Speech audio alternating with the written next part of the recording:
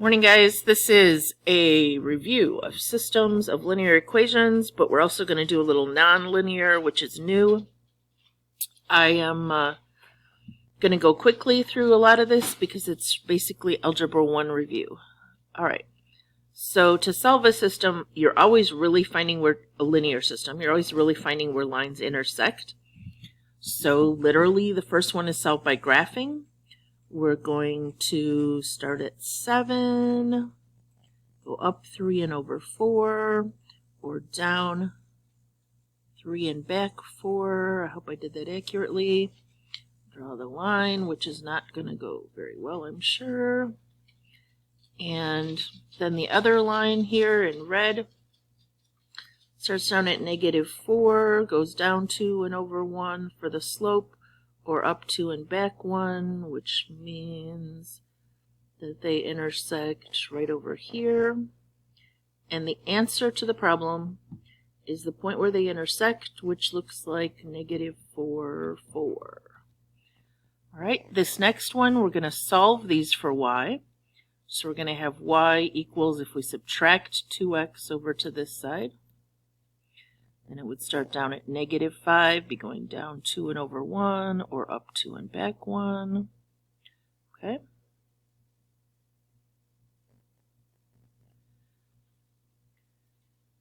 And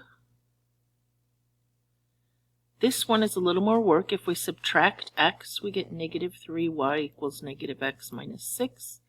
If we divide everything by -3, we have y equals, okay, over here we have -1 over -3, which would be positive 1/3, and then the x, and then -6 divided by -3 is positive 2. So be very careful with your signs. Systems are great fun to me, but they are definitely an easy problems to make mistakes on because there's always lots of steps. All right, my line is not good, but they intersected right here at -3, positive 1. So watch your signs also on your solutions. All right.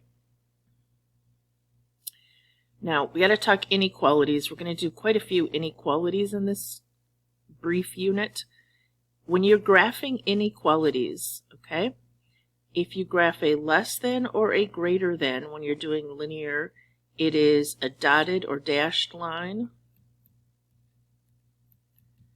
If your equation has a less than or equal to or a greater than or equal to, then it is a solid line. Okay?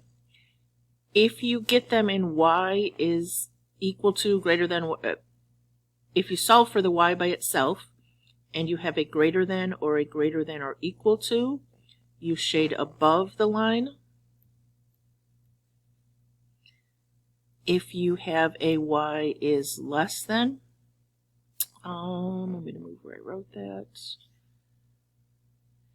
If you have a y is less than or equal to, you shade below the line. And that's where the y-axis goes, above or below. So quickly here we have this one I'll do in red. It starts up at 6, it goes up 1 and over 5, or down 1 and back 5. It is a greater than or equal to, so it gets a solid line. And then I think of this y-axis as a thermometer. Do I go above or below where it's crossing the y? And it's a greater than, so I shade above. So these are the points that are working. The second line says y is less than -7/5 x minus 2. So I start down at -2. I go down 7 and over 5.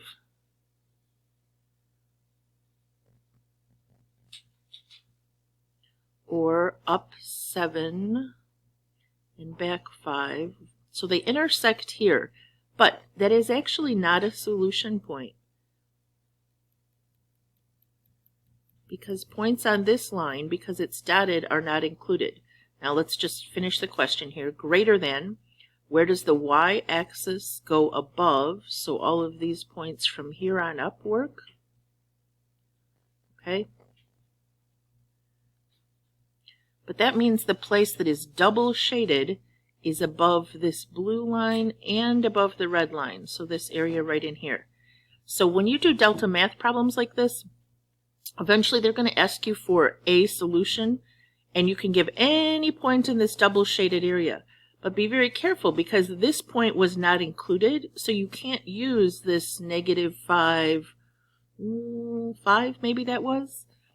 But anything up in here works. So 110 would work if you were trying to give a point. This -1, 8, I think is somewhere over in here, would work. Okay, any point in this area in here would work as a solution. All right, one more quickly. If we solve this one for y, we have to be really careful, because if we subtract the 5x over to the other side, then we end up dividing by a -3. I hope you remember this little rule, but when you divide by a negative or multiply, it flips all the signs,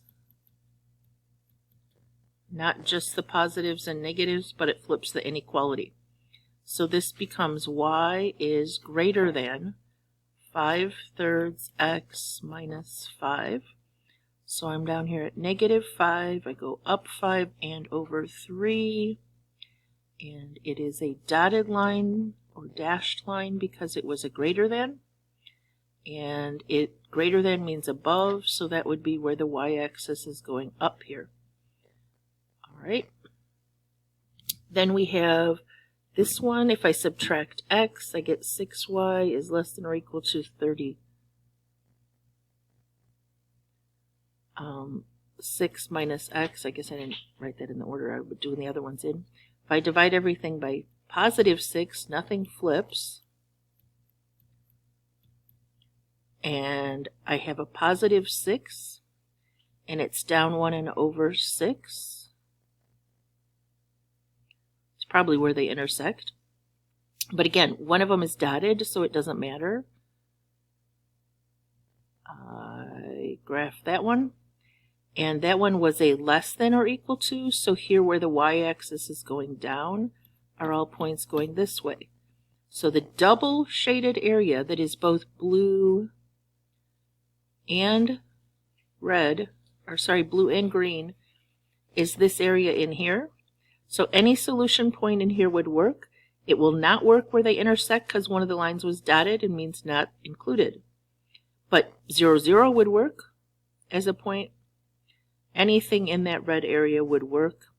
And delta math is really good about taking anything that works in the right area. All right, substitution quickly. This one says y equals, so I'm going to put all of this equation into this one for the y.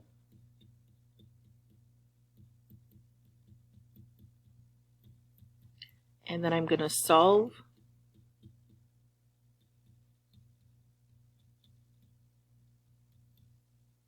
I should probably get my...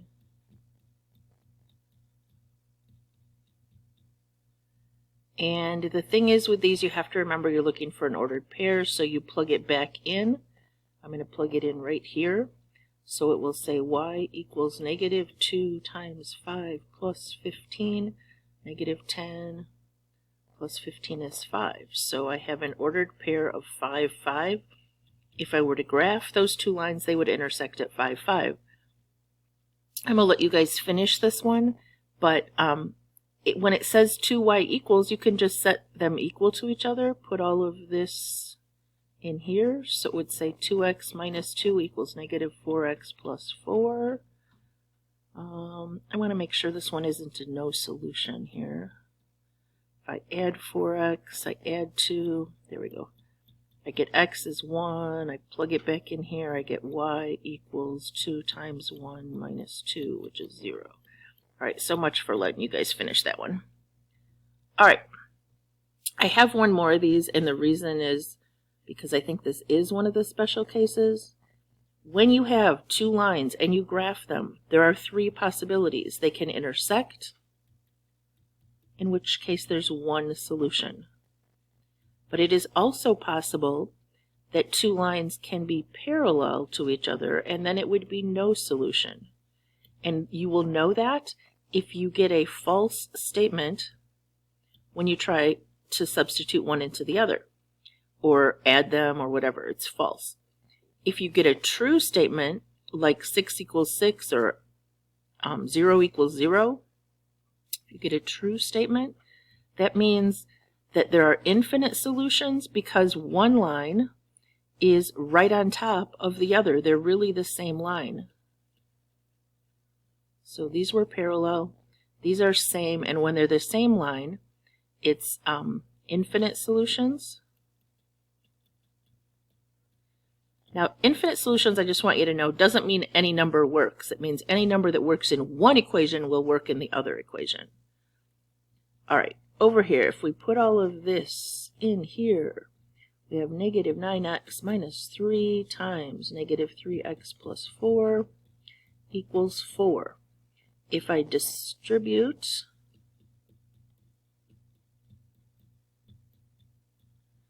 and I add these, I get 0x, and I end up with negative 12 equals 4.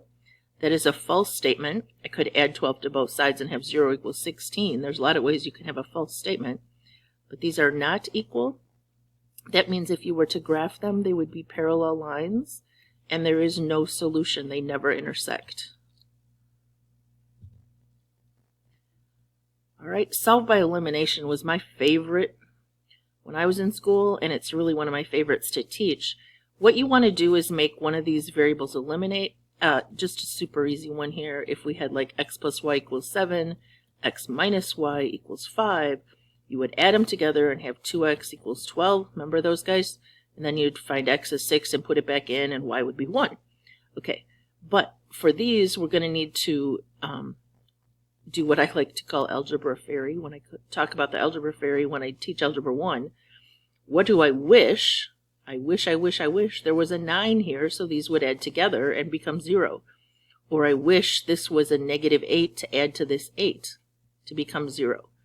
I'm going to do the 9, I think, just so that the x's drop out. Doesn't matter.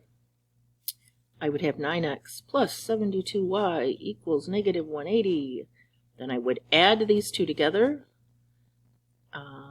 and I get 70y equals negative 210. I divide and I get y is negative 3. Then I have to plug that back in somewhere. If I go with the first equation, x plus 8y equals negative 20. This is negative 24, so if I add 24 to both sides, I get x equals 4. So I wound up with 4, negative 3, and I am going to try to take a second here and find, I'm worried I'm going to make a silly mistake. Let's see. Back up and make sure. This one was negative 4, 4, negative 3, 1.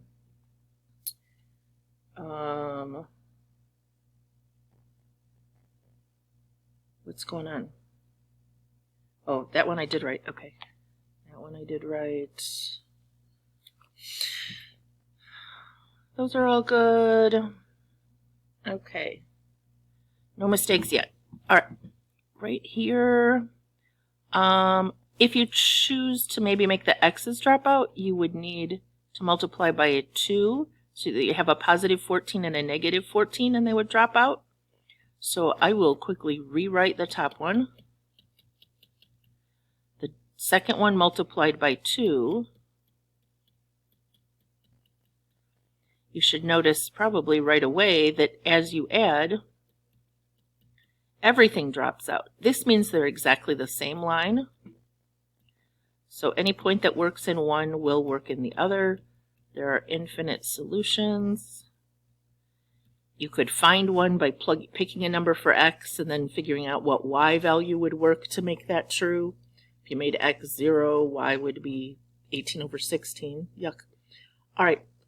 Number 10. This is one where you'd have to multiply both by something. I can't make a 3 into a 2 or a 2 into a 5, but I can make these both into 6. So if I were to double the top one,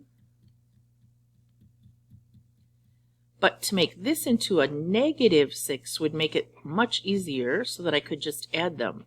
So I'm going to multiply through by a -3.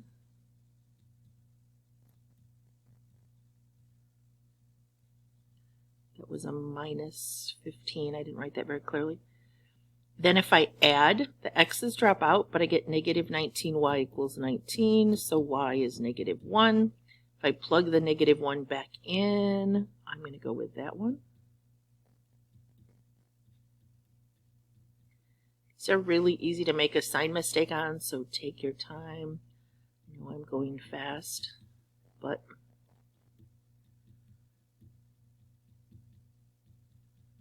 so I got one -1.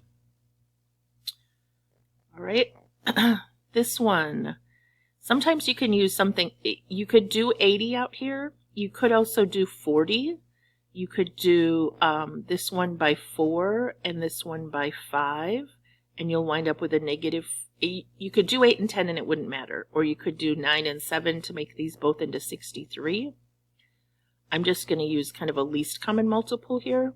This will make it a -40x minus 35y equals 70. And 40x plus 36y equals -64. If I add, I get y equals 6. If I plug a 6 back in, we'll say the bottom one, I'll have 10x plus 9 times 6 minus 16 equals -16, sorry. This is 54, so if I subtract 54, I have 10x equals, that would be -70. So x is -7. Now, to check that, remember it should work in both. So I could easily put that number back in up here and make sure it works in both equations. -8 times -7 is 56. Minus 7 times 6 is 42. So I'd have 56 minus 42 equals 14. That seems to check in that equation, and it should work in that one because that's where I put it first time. You can always check that those are right. All right, now we're going to solve systems that, this is the new stuff, guys. We're going to solve nonlinear systems. One of these is a parabola, okay, and the other is a line. I think I chose only parabolas and lines on Delta Math. You actually can solve systems that the same way I'm going to, where you have circles or ellipses or hyperbolas. We're just going to do substitution. On this one, because there's only one y here, it would be easier if I could substitute for y. So I'm going to, this one to say y equals. So I think I'm going to add y over to this side, and then add 3 back over here. Either way that you do it, you should get x plus 3 equals y. Okay, even if you subtracted the x and then changed all the signs. Okay, now I'm going to put this in there. So I have -x squared minus x minus 2, but instead of y, I'm putting x plus 3 plus 6 equals 0. -x squared minus x minus 2x minus 6 plus 6 equals 0. Sorry. -x squared minus 3x equals 0, because these added up to 0. If I take out an x or a -x, doesn't really matter which, I get x equals 0, because -x equals 0 means x equals 0, and x equals -3. Now, when you have two answers, you have to list each one as a separate x value of an ordered pair, and then you have to plug each one back in here to find the corresponding y. If x is 0, then y equals 3. If x equals -3, then I'll have -3 plus 3 equals y, which would make y 0. But you can't, 0, 0, and negative 3, 3. You can't add extra solutions, only those two. Okay, don't start mixing around your x's and y's. All right, I'm going to go back up here and talk about this guy. For this one, there's only one x, so it seems like it would be easier to substitute in the x. But the problem is, if I isolate x, I'm going to have to divide by 3, which is going to give me nasty fractions. So I think the only way to make this nice is to solve for y equals 3x plus 3. I'm going to add the 3x and the 3 over the other side. And then I think I'm going to have to substitute that in. If I don't want to work with fractions, I'm going to have to substitute that in for the y, both here and here. And here, be careful, you have a sign to worry about. And over here, you have a squared to worry about. Okay. If I substitute that in, and I carefully copy the whole equation down, whoops, which I already messed up. This should be a 21x. I don't know what happened there. All right. Now, remember, I have to square this. So 3x plus 3 times 3x plus 3 plus 21x minus 3x minus 3. I'll go ahead and distribute that. All right. I'm going to FOIL this all together. I get 9x squared plus 9x plus another 9x plus 9. And then I have a 21x minus 3x minus 3 plus 30 equals 0. All right, combining like terms, I have a 9x squared. 9 and 9 is 18, and 21 would be 39. Minus 3 is 36x. And then constants, I have a 9. Minus 3 is 6, plus 30 is another 36. I can take a 9 out of all those and then hopefully factor what's left.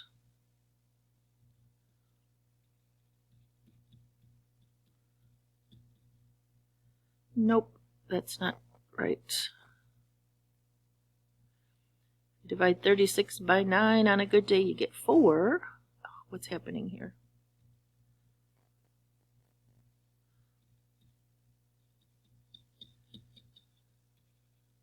Which factors x plus 2, x plus 2. Now, 9 cannot equal 0, so we get to throw that constant out. In here, a negative 2 would make that equal to 0, and in here the same thing. So we end up with a single x of negative 2, and then we're going to substitute that back in way up here, where it said y equals 3x plus 3. So y equals 3x plus 3. Did I have the signs right? Yes, I did. Okay. So y equals negative 6 plus 3 is negative 3. So I have negative 2, negative 3, and only one solution. Now, let's think about that for a minute. If you have a parabola and a line, it can definitely cross twice. It could have no solutions, and it could have one solution for a variety of ways, but a likely possibility is that that's the vertex and it's just touching there, but that's not the only way. Certainly we could have a line that only touched once like this or something. Okay, so it's possible for a line and a parabola to have 0, 1, or 2 solutions. One last one, and we're done for the day. This one, we have a y that is a single, so if we could solve for the y, it would be handy. So if we subtract x here, it's not nice, but we have a negative x minus 2. I guess we'll go with that. Actually, it won't be too bad because we're going to distribute a negative anyway. So we have negative x squared plus 3x minus, and then y is a negative 1x minus 2. And then there was a minus 6 equals 0. Again, these are tricky. There's a lot of places to make a mistake. So if something's not coming out right, Go back through your algebra.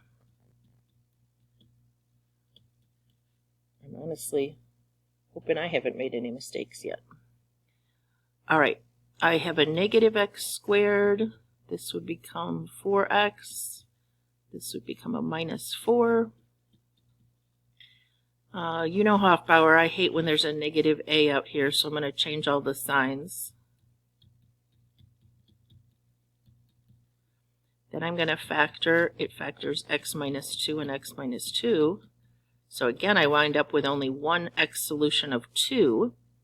And then if I plug it back in here, y equals the opposite of 2 minus 2 would be negative 4. So I wound up with 2, negative 4, again a single solution on that one. Okay, that's it for the day. You have delta math practice to do. I hope it goes well.